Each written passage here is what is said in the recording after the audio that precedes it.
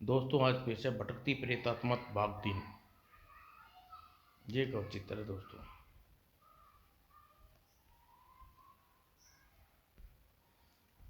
ये आपने कहानी पढ़ी, ये शुरू करते हैं आगे की कहानी। ल्यू अब भी बुखार से पीड़ित था। ल्यू क्या हाल है जॉब?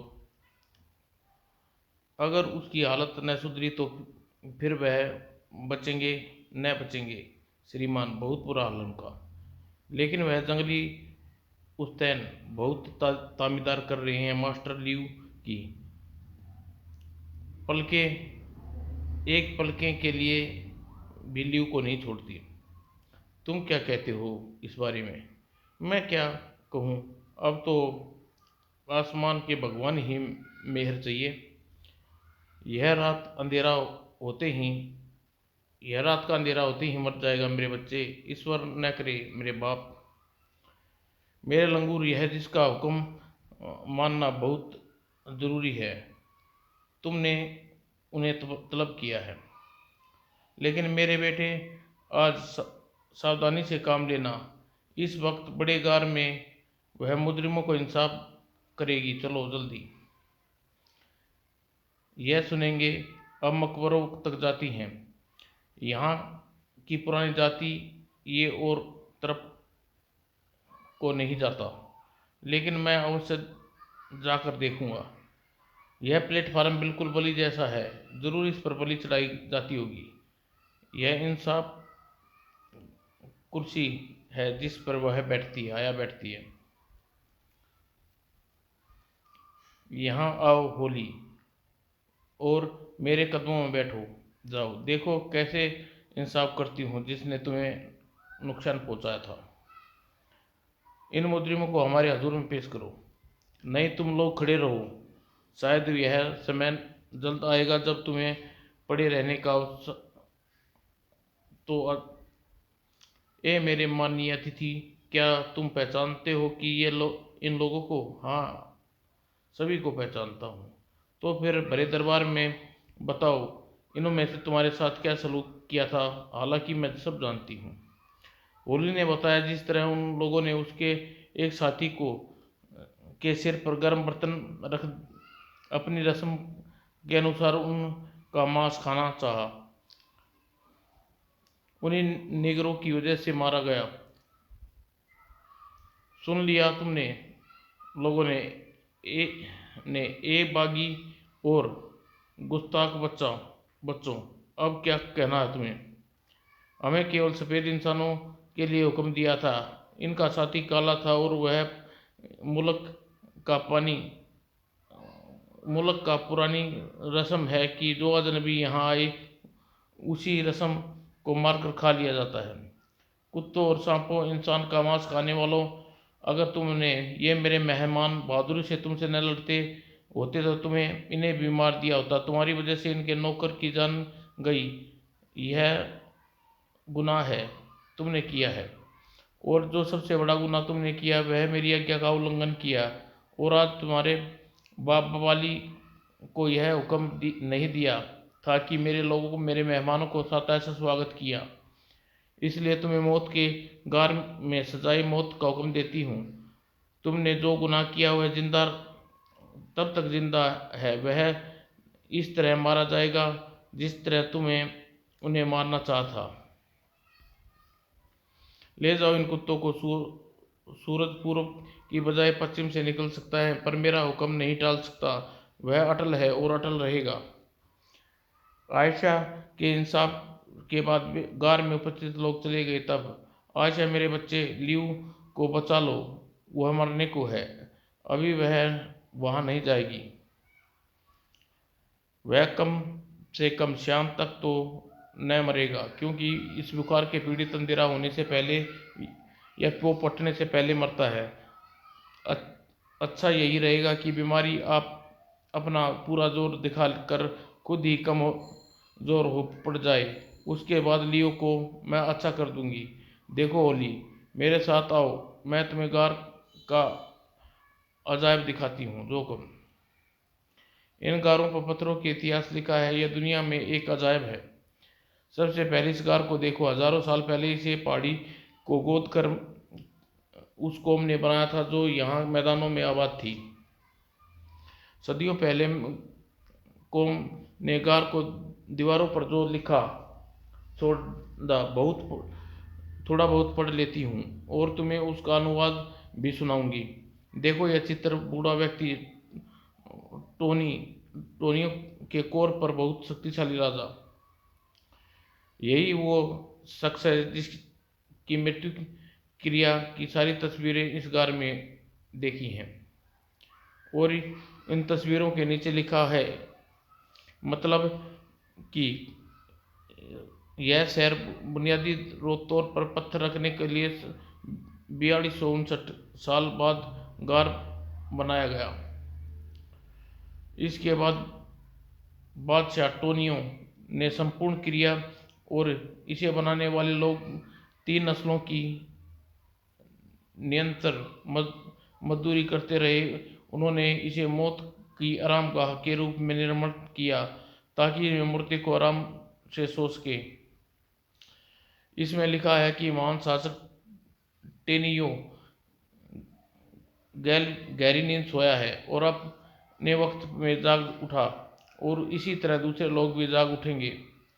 देखो होली, इस गार में का निर्माण 4 साल पहले कोर बसाया था, जिसके खंडर पहाड़ के दूसरी तरफ के मैदान हैं।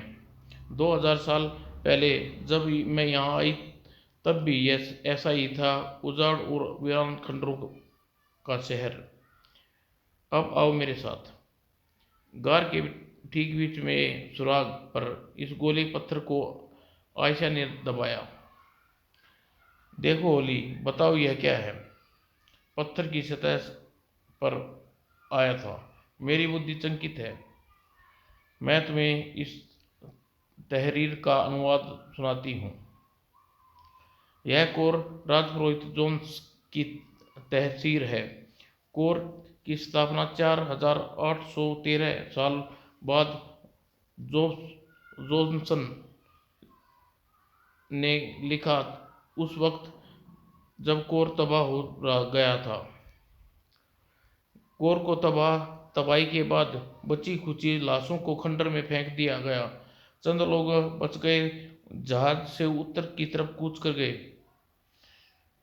बहुत भयानक तबाही हुई थी। लाशों की ये पहले की तरह काली पड़ी गई थी। कोर जो शासन का स्थापना देखा था, वह उल्लू बोलते थे, भेड़िए रोते थे। मरने से पहले मैं गम के लिए यह तहरीर लिख रहा हूँ। क्यों होली? कोर का यह लोग जो बचकर उत्तर की तरफ चले गए, तुम्हारे ख्याल से पौराणिक मिस्रियों की पूजा नहीं करते रहते? मैं कैसे कह सकता हूँ? अलबत्ता यह अवश्य पता चल सकता है कि दुनिया बहुत पुरानी है। लेकिन कोर के दूसरे शहरों में रह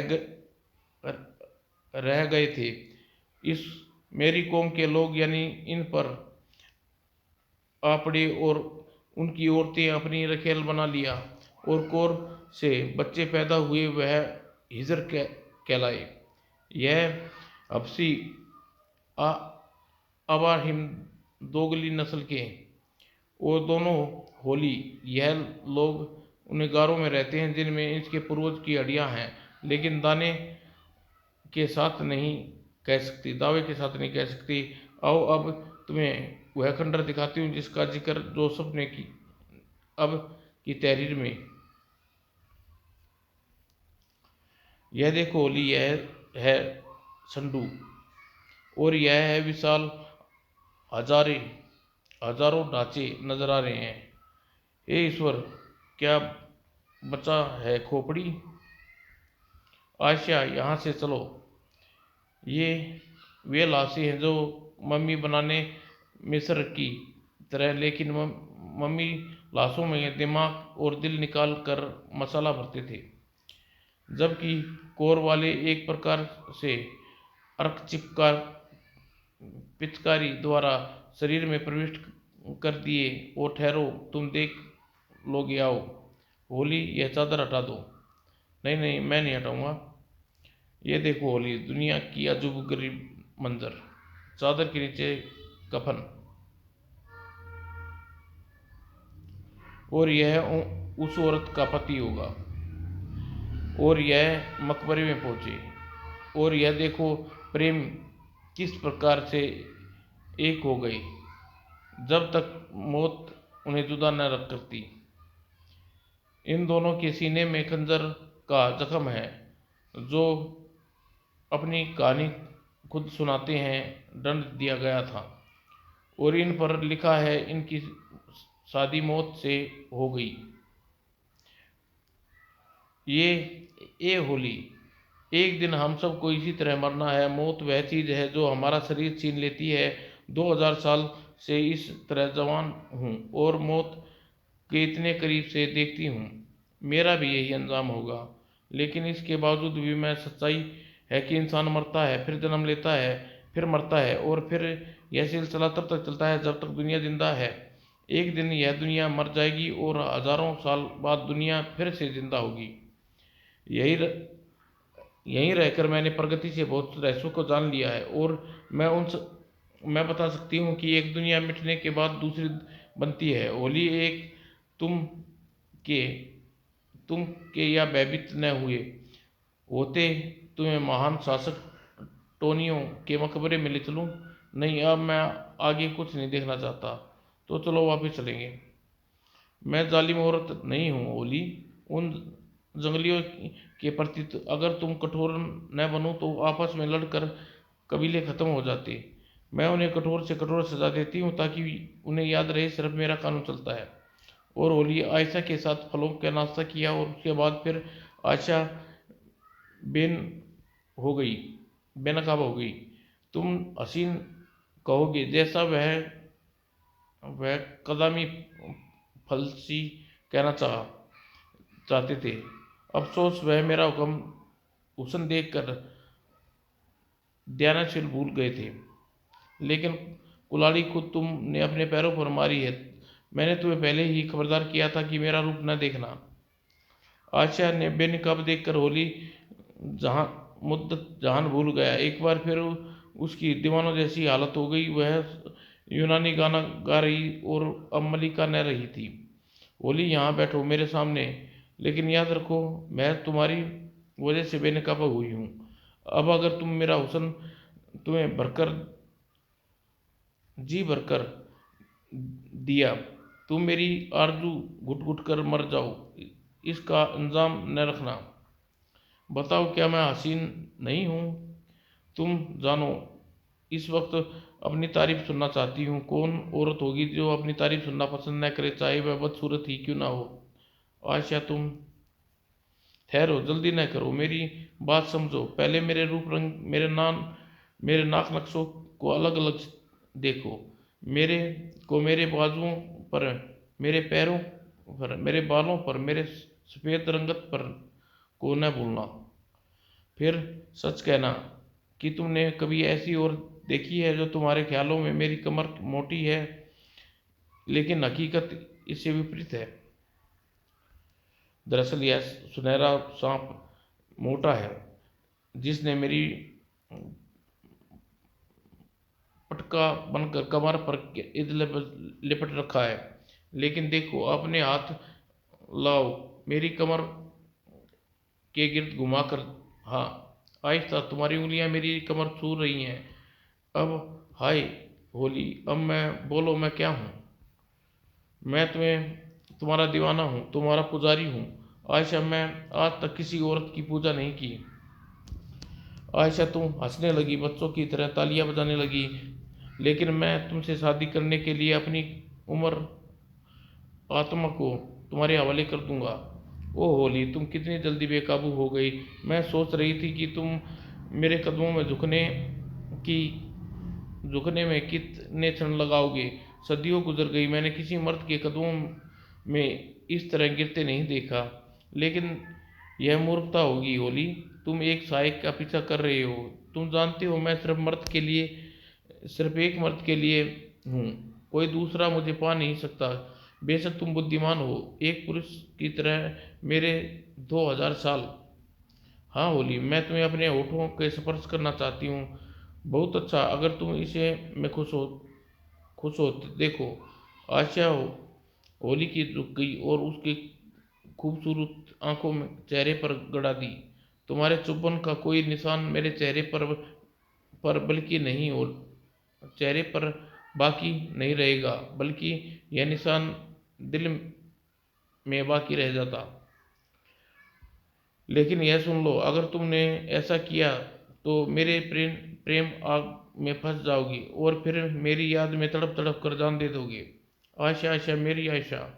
होली ने बेकाब होकर आयशा की आगोश में लेना चाहा, परंतु हाथ सिल फिसल कर रख गई। आयशा अचानक खड़ी हो गई। आयशा ने होली के मस्तक पर हाथ रखा और जैसे होश आया, हे ईश्वर, मुझे क्या हो गया? बस भाई, बहुत हो चुका यह वाहियात नाटक।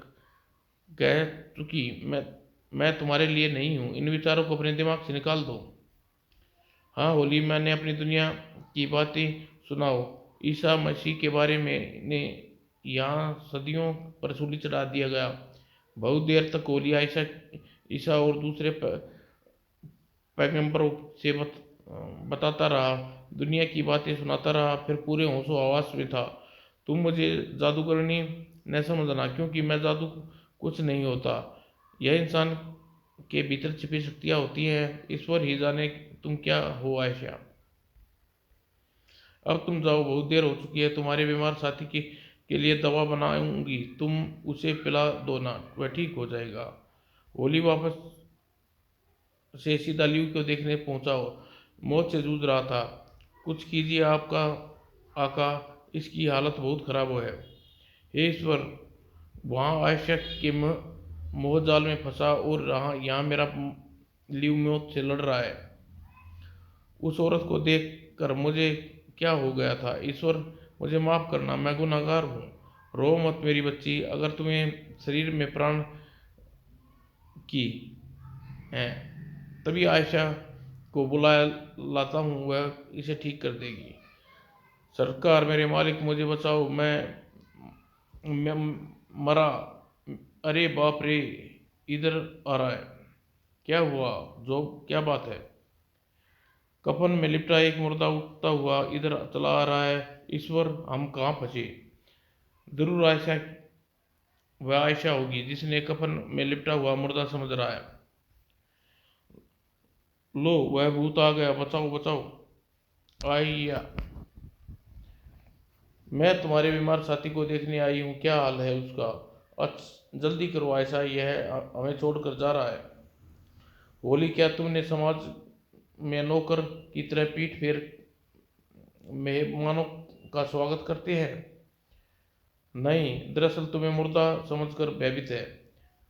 अच्छा हाँ, अब यह करो कि इन दोनों को तुरंत बाहर भेजो, तुम्हारे अलावा कोई नहीं होना चाहिए इधर। मैं नहीं जाऊंगी, मैं अपने पति की मौत के समय अकेला नहीं छोड़ कर जाऊंगी। क्या कहती है जंगली औरत? वह कहती है वह नहीं जाएगी। देखो तुम्हें होली, ये लोग कितने बदतमीज हैं। ये सब लातों के भूत है। जाओ। हाँ, अब मैं देखूंगी तुम्हारे शेर को। अब क्या आशा, क्या हुआ? तुम को काँप क्यों रही हो? क्या मेरा बेटा? कमीने कुत्ते जलील आदमी, तूने मेरे साथ धोखा किया है। तूने इतने इसके बारे में कुछ नहीं बताया। क्या कहती हो? क्या नहीं बताया? आह, शायद तुम नहीं जानते। जान लो, मेरे होली की, यह मेरा काली क्रिस्त है जो 2000 साल पहले मुझे बिछड़ गया था। मेरा होली, मेरा काली क्रिस्त वापस आ गया। बकवास, मेरे काली क्रिस्त, मेरी काली क्रिस्त। हाय आयशा, अगर तुम इस तरह बेकाबी हो गई तो कुछ करने योग्य नहीं रही तो तुम्हारा काली क्रिस्त मर जाएगा, आखिरी सांस ले रहा है। हाय, अब मैं जल्दी क्यों न आई? मेरी हाथ कांप रहे हैं, हालांकि पहले कभी ऐसा नहीं हुआ। यह लो दवा की शीशी, उसके मुंह में उदल दो। जल्दी करो होली, वह जल्दी से वह मर रहा है। 5 मिनट बाद बीत गए। होली पर दवा का कोई असर न हुआ, बल्कि उसके चेहरे पहले से अधिक पीला पड़ गया। गर्दन एक तकिए पर खिसकने लगी। क्या वक्त गुजर चुका। आयशा अचानक लियू ने करवट बदली। हाँ देख रही हूँ, वह बच गया। सिर्फ पल भर की तो बात थी, अथवा एक बार फिर से पाकर खो दिया होता। आयशा तुम कुछ देखा? मेरी कमजोरी को माफ करना होली, मैं तो औरत ही, जरा कल्पना करो 2000 साल की नरक की आग में जलती रही और इस आग में मेरा काली कृष्ण लौटाया। और आज अगर मैं मर जाता तो न जाने कितने हजार साल तक और उस यादों में मैं उस भयानक आग में जलती रहती। यह यहाँ मौत की दहलीज में पड़ा और मुझे पता भी नहीं चला कि इस किस कदर बेईमानी साबित हुआ। यह भी नहीं जानती थी कि कब आएगा, किस रूप में आएगा। और कुछ देर पहले तो मैंने यह भी नहीं कह सकती कि वह बच पाएगा या नहीं। यह 5 मिनट दवा के बाद इतने लंबे महसूस हुई। 2000 साल उसके सामने कुछ न थे। अब यह 12 घंटे तक सोता रहेगा और बीमारी से छोड़कर भाग जाएगी। 1 मिनट तक खामोश रही, फिर अचानक आयशा चौंक कर खड़ी हुई। उस औरत, उस दिन काली किस्त की, मेरे ख्याल से उमा हिज की रस्म के अनुसार वह इसी की बीवी है। बस तो उस दिन को मनाना पड़ेगा इसी वक्त। उससे क्या गुनाह किया है? उसका जुर्म यह है कि औरत मैंने और मेरी आरजुओं के बीच रोक बनकर खड़ी हुई है। लेकिन उसने लियू की जान बचाई है। वह न होती तो लियू आदम को और मार देते। मैं चाहूँ तो दुनिया की किसी भी औरत के मर्द छीन सकती हूँ। तुमने मेरा रूप देखा है होली। इसी तरह काली किस्त भी उसे भूल कर मेरे कदमों में आ गिरेगा और मैं इसकी इंतजार में पूरे 2000 साल से दर्दनाक याद सही नहीं होली। उस औरत को मेरा हक छीना है, लेकिन इसका मतलब यह नहीं कि तुम उसे मार डालो। तुम भी उसका हक छीन रही हो। तो तुम चाहते हो उसे जिंदा छोड़ दूं ताकि वह काली किस्त तक की जिंदगी में आती जाती रहे। मुझे उस दिन को बचाना होगा, वरना उसे मार डालेगी। मोहब्बत और जंग में सब कुछ जायज होता है होली। हाँ अगर तुम चाहती हो कि वह मरना न पड़े तो उसे काली किस्त की जिंदगी से हमेशा के लिए दूर जाना होगा। यह अधिक उचित होगा आयशा। उसे यहाँ से दूर भेजना ही उचित होगा। तो फिर जाओ उसे यहाँ से बुला कर लाओ। होली उस दिन को बुला कर ले आया। वह बच गई। ए औरत याद रखो, भूल कर दोबारा इधर कदम न रखना। हाँ वह जिंदा है, लेकिन तेरे लिए नहीं। तेरा भला इसी में है, तू हमेशा के लिए यह भूल जाएगी। नहीं, यह नहीं हो सकता। इन्हें बेहतर यही होगा कि तुम मुझे मार डालो, लेकिन मैं तुम्हें छोड़कर हरगिज नहीं जाऊंगी। गुस्ताख औरत, अब देख, मैं तुझे हुक्म मानने की सजा देती हूँ। देख अपने सिर पर, देख, उगा लिए न 3 निशान। तेरी पहचान बन गई ताकि तू हजारों लाखों औरतों से दूर से पहचान दी जा सके। होली इस दर्पण वह दिखाओ। ए औरत, यह सफेद निशान उस वक्त मिटेंगे जब तेरी बली इसी तरह सफेद तेरे बाल इसी तरह सफेद हो जाएंगे और तू वक्त से पहले बुढ़िया होगी। उस दिन रोती हुई बिलखलाती चली गई। देखो होली, अगर तुम इन लोगों के प्रति कठोर न अपनाओ तो किस कदर व्यवहार कर सकते हैं। अब तुम मेरी आंखों में देख देख रहोगे। कुछ ही देर में मूंगे गूंगे रख इसे उठाकर ले जाएंगे। तुम अपने नौकरों सहित चले आना। और ये होली, मैं तुम्हें एक चेतावनी दे रही हूँ, तुम यह सब बातें काली किस्त को नहीं बताओगे। अगर वह उज्जैन के बारे में पूछे तो कह देना उसे मृत समझ कर चली गई। अब वह कभी नहीं आएगी। और नहीं, तुम मेरे संबंध में उसे कुछ नहीं बताओगे। बस मेरी यह बात याद धन रखना। 12 घंटे बाद कैसी है तुम्हारी तबीयत? मैं ठीक हूँ, लेकिन तुम यहाँ की मालकिन हूँ लियो। ओह, मुझे सब याद आ रहा है। होली चाचा, उस्तैन उस्तैन कहाँ है? वह जंगली औरत मुर्दा समझकर चली गई, हमेशा के लिए चली गई, लेकिन कहाँ? तुम इन जंगलियों को नहीं समझते, मेरे मेहमान, और उनके बारे में अधिक नहीं सोचते। इस बार लियो ने अंग्रेजी में, आयशा अंग्रेजी नहीं समझती थी। ओली चाचा, तुम बताओ क्या माजरा है? मेरे लिए लियो, इसी मलिका ने तुम्हारी जान बचाई है। आपका बहुत बहुत एहसान मुझे पर, जो अपनी जान बचाई। थोड़ी देर बाद तुम्हें कोरो के मकबरे दिखाऊंगी, बस जहाँ नहा धोकर तैयार हो जाओ। कहीं अपराध आत्मा तो नहीं जिसकी तलाश में आया हूँ। वे मकबरे घूमते घूमते, कई मकबरे थे जो हजारों की संख्या में नीचे पड़ी लाशें थी। कुछ बड़ा हैरत अंगेज है मेरे लिए दिलचस्प केंद्र।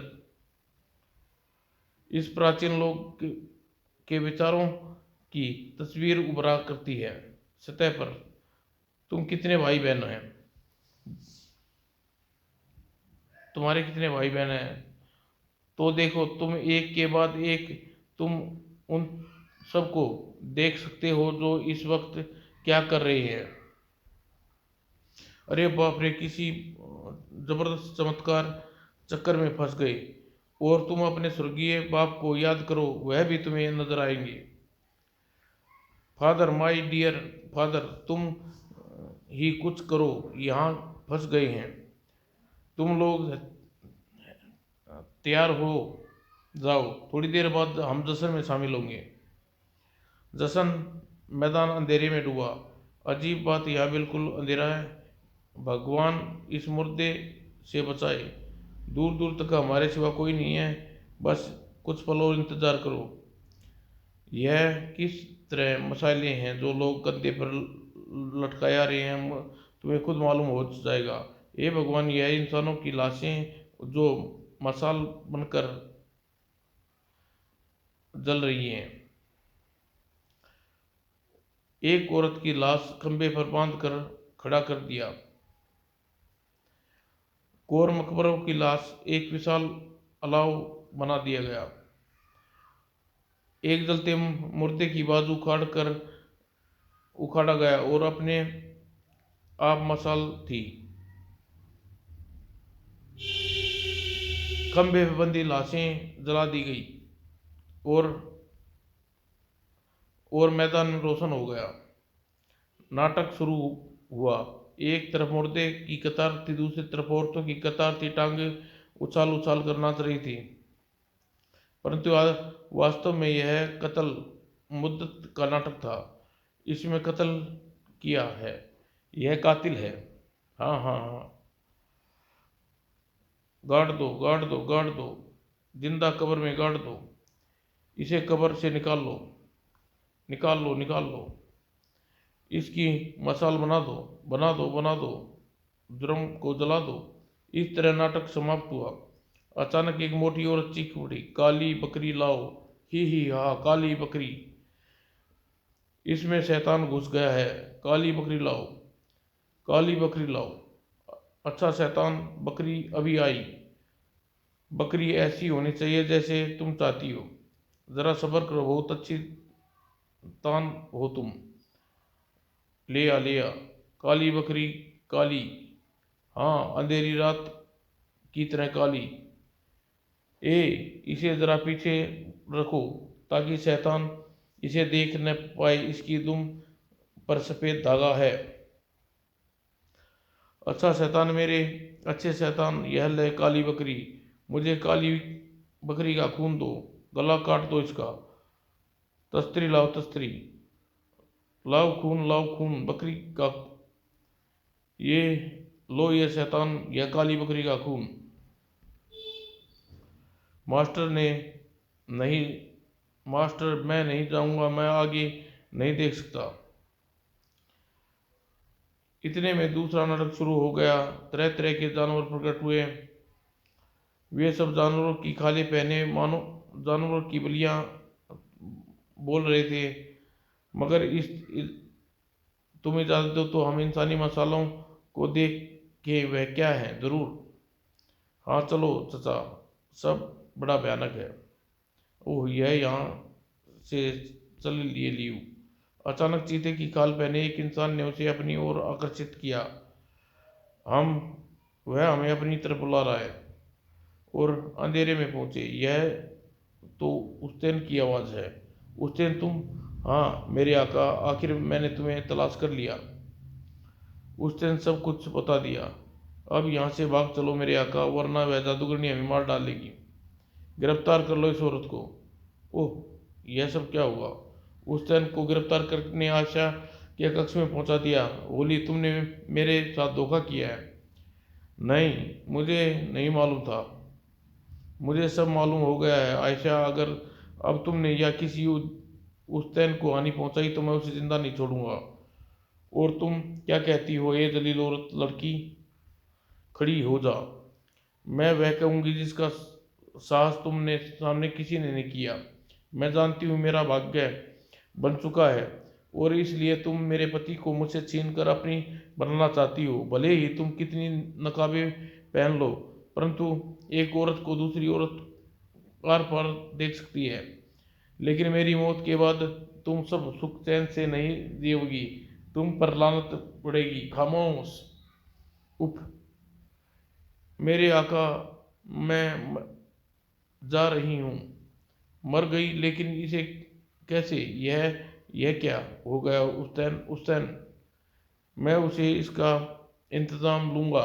आयशा, मैं तुम्हें जिंदा नहीं छोड़ूंगा। उफ, यह मुझे क्या हो रहा है? जैसे मुझ पर जोर से घुसा मारा।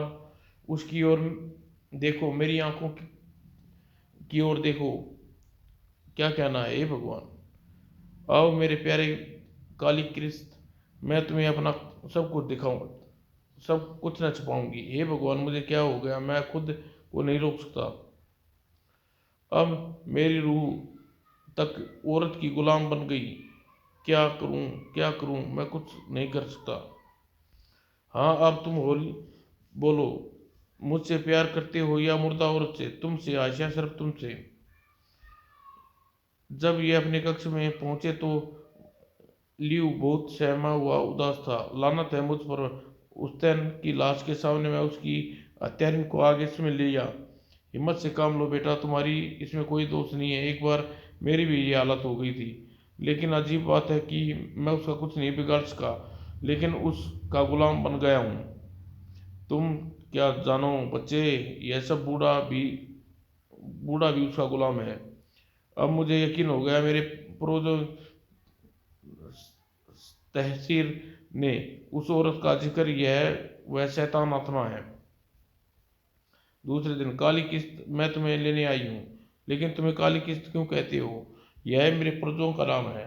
ओह, तो तुम्हारा पूर्वज था। अजीब बात है, तुम्हारी शक्ल उससे मिलती है। क्या तुम साबित कर सकती हो? हाँ, मैं साबित कर सकती हूँ। उस जगह ले जाने के लिए आई हूँ। चलो मेरे साथ और तुम भी चलो होली। मैं अपने अतीत के दर्शन यादों का दुखड़ा रोकर तुम्हें दुखी करना नहीं चाहती। मेरी काली किस्त 2000 साल बाद कौन किसको की याद कर सकता है? और इतना कष्ट सहने के बाद मैं तुम्हें खो देती। अगर तुम दुनिया मेरे मार्ग में रुकावट बनती तो उन्हें तबाह कर देती।